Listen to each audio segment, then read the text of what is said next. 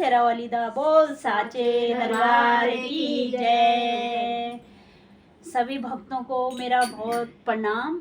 और एक माता रानी का प्यारा सा उत्तराखंड का भजन लेके आए हैं, तो जरूर देखेगा, लाइक करें, शेयर करें, सब्सक्राइब करें, कमेंट करके जरूर बताएं आपको भजन कैसे लगा। जय माता दी। चले भगत